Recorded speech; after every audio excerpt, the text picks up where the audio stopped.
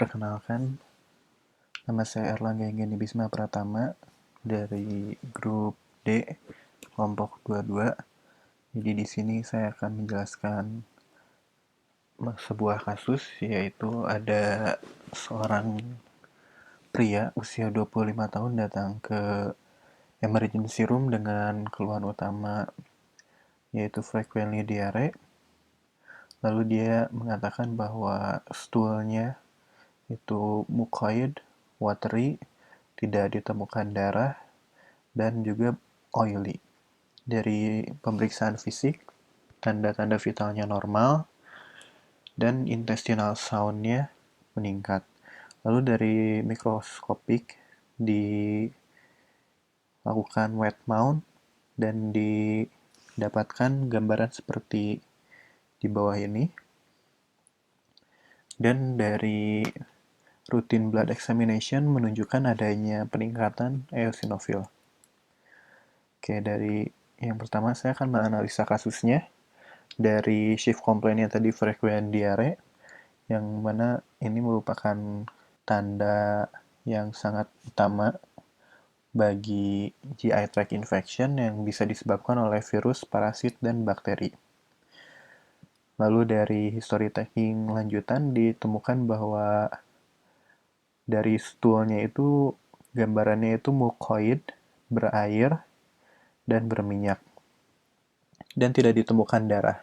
Nah, ini menandakan bahwa yang terjadi pada pasien ini bukanlah penyakit yang bersifat ulceratif, sehingga tidak ada pendarahan di GI tract, dan juga dari gambarannya ini cukup spesifik untuk salah satu jenis parasit.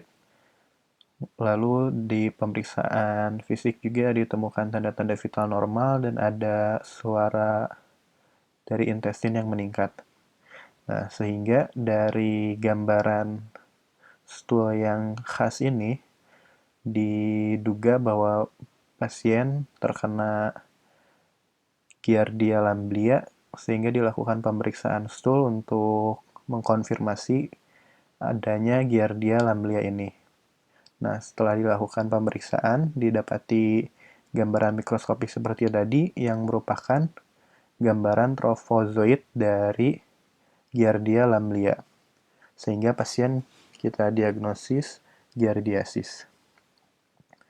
Oke, konsep PEP-nya sendiri dari etiologinya tadi Giardia lamblia, di mana Giardia lamblia ini memiliki stase yang infektif itu dalam berbentuk kis, di mana biasanya kis ini terdapat pada air yang terkontaminasi. Lalu airnya itu terminum oleh pasien, dan kisnya ini dia akan menjadi trofozoid, dan dia akan melakukan atau membentuk kolonisasi dan bermultiplikasi di crypts dari duodenal mukosa. Yang unik dari Giardia lamblia ini, dia tidak menginvasi jaringan, tetapi dia akan menempel dengan ketat ke intestinal epithelium melalui sucking disc-nya, dan dia akan makan dengan cara pinositosis. Nah, dari situ terjadilah diagnosis utama kita, yaitu giardiasis.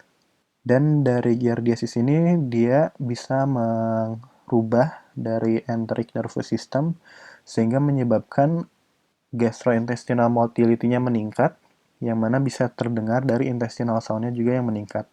Dan sekresi dari air dan elektrolitnya juga bisa meningkat, sehingga menimbulkan gambaran stool dari pasien yang watery atau berair.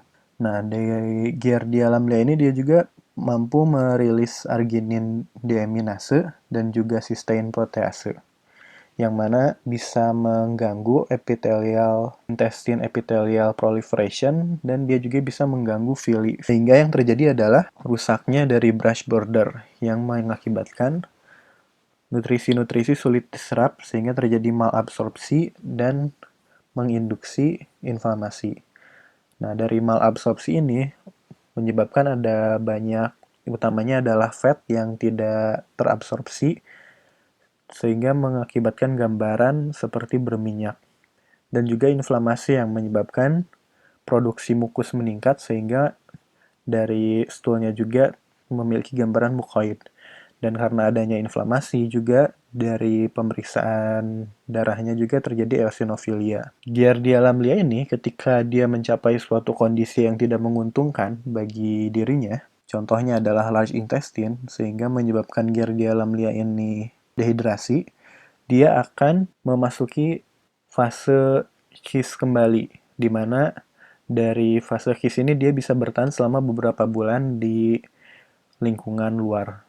Nah, dari pembentukan enzim ini, dia juga bisa kita deteksi dari fesesnya yang biasanya bisa kita temukan KIS dari Giardia lamblia.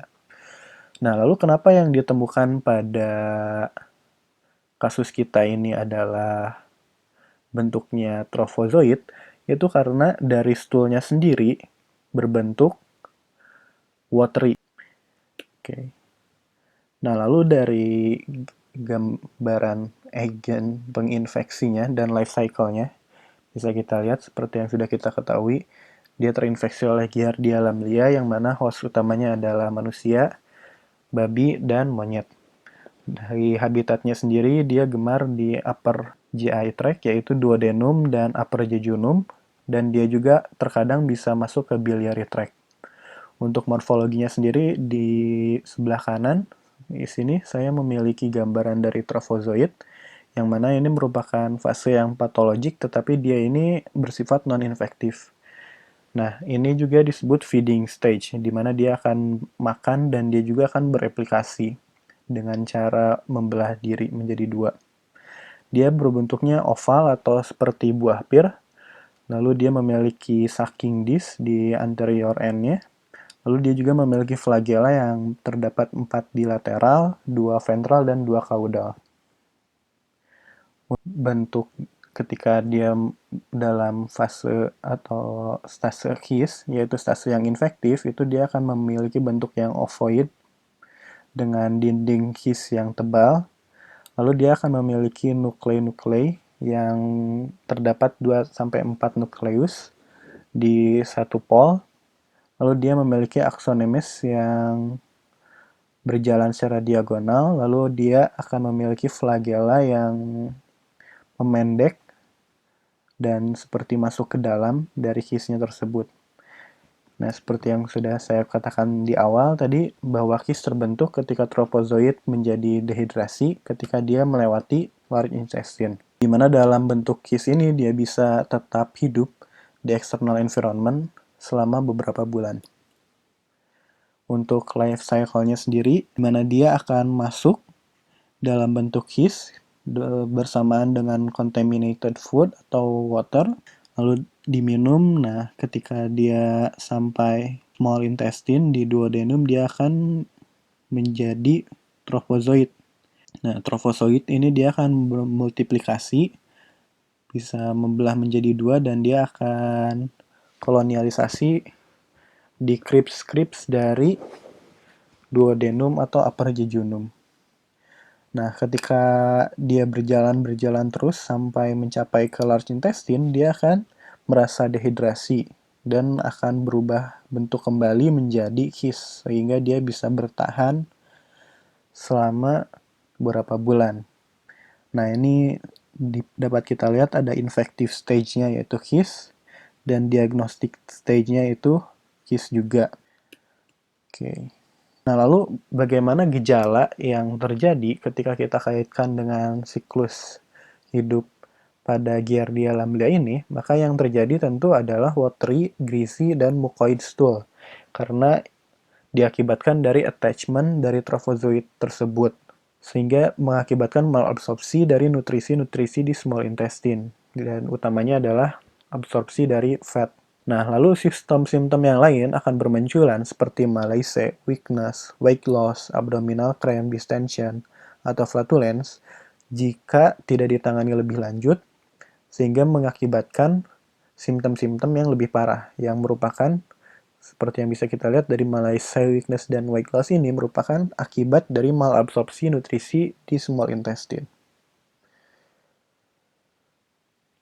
Nah, lalu bagaimana dengan lab finding-nya? Ini bisa kita lakukan stool examination seperti pada kasus ini, di mana kita akan mengidentifikasi KIS dan trofozoid pada diarea, watery diarea. Lalu kita juga bisa melakukan duodenal biopsy yang akan menunjukkan focal blunting dari villi dan surface epithelium yang menunjukkan atau terdapat tropozoid dari Giardia lamblia. Kita juga bisa melakukan serological test dan molecular diagnosis, atau kita juga bisa melakukan enterotest atau string test, di mana dari string test ini pasien akan diminta seperti meminum buah kapsul yang ditempeli oleh benang, dan benangnya diikat di luar, lalu dibiarkan selama 4 jam. Kapsul ini dia akan menyerap cairan-cairan yang terdapat di duodenal. Lalu setelah 4 jam ketika diangkat kembali akan dilakukan pemeriksaan di bawah mikroskop untuk melakukan identifikasi adanya trofozoid dari Giardia lamblia. Giardia lamblia ini dia tidak menginvasi jaringan, tetapi akan tetap menempel di intestinal epithelium menggunakan sucking disc yang dia miliki. Nah, dia bisa menyebabkan adanya abnormalitas pada arsitektur dari vilus yang terjadi akibat sel apoptosis dan juga meningkatkan infiltrasi limfatik ke lamina propria. Nah, lalu ada juga varian spesifik surface protein seperti arginin deaminase dan cysteine protease, di mana mereka memainkan peranan penting dalam virulence dan infectivity dari Giardia lamblia ini. Dia juga bisa menjadi mucus diarrhea, fat malabsorption, dull epigastric pain, dan flatulence.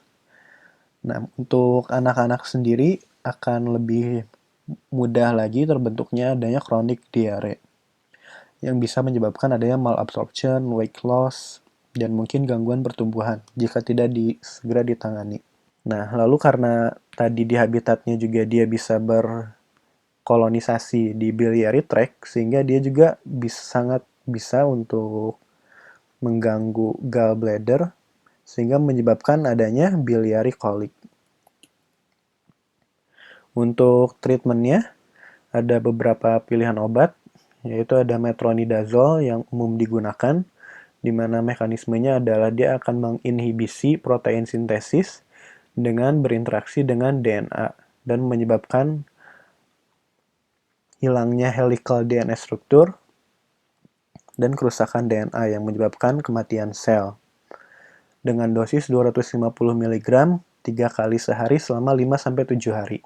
Lalu ada tinidazole dengan mekanisme yang serupa dengan metronidazole dengan single dose 2 gram. Lalu ada quinacrine yang dimana mekanisme pastinya belum diketahui, tetapi dia berkaitan dengan protozoan sel membran. Lalu ada juga furazolidone, dia bisa binding dengan bakterial DNA yang menyebabkan adanya gradual inhibisi dari monoamin oksidasi. Lalu ada paromomycin, juga dia inhibitor dari protein sintesis dengan cara berikatan dengan 16S ribosomal RNA. Lalu untuk preventionnya sangat penting karena dari penyakit ini sangat mungkin untuk pasien terkena penyakit yang serupa, karena ini sangat dipengaruhi dengan higienitas dan sanitasi yang dimiliki oleh pasien.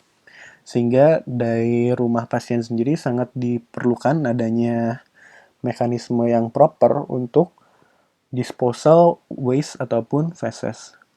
Sehingga dari pasien sangat wajib untuk memiliki WC dengan saluran pembuangan yang baik. Sehingga dari fecesnya itu, dia akan terbuang ke septic tank dengan baik, sehingga tidak mencemari lingkungan di sekitarnya. Sehingga dari Giardia lamblia sendiri tidak bisa menginfeksi orang lain. Nah, lalu tentu yang terpenting juga adalah melakukan personal hygiene seperti sering mencuci tangan. Nah, karena dalam kasus ini dia terjadi atau dia masuk bersamaan dengan makanan atau air yang terkontaminasi, sehingga sangat penting untuk melakukan cuci tangan sebelum makan ataupun minum. Poinnya menghindari contaminated food dan water. Nah, biasanya ini juga terjadi ketika berpergian, traveling, ke daerah-daerah yang tidak terlalu memiliki kebersihan yang baik. Sangat penting untuk menjaga makanan dan minuman kita untuk tidak makan ataupun minum di tempat-tempat yang dari visualnya itu kotor. Oke, mungkin sekian dari saya. Terima kasih.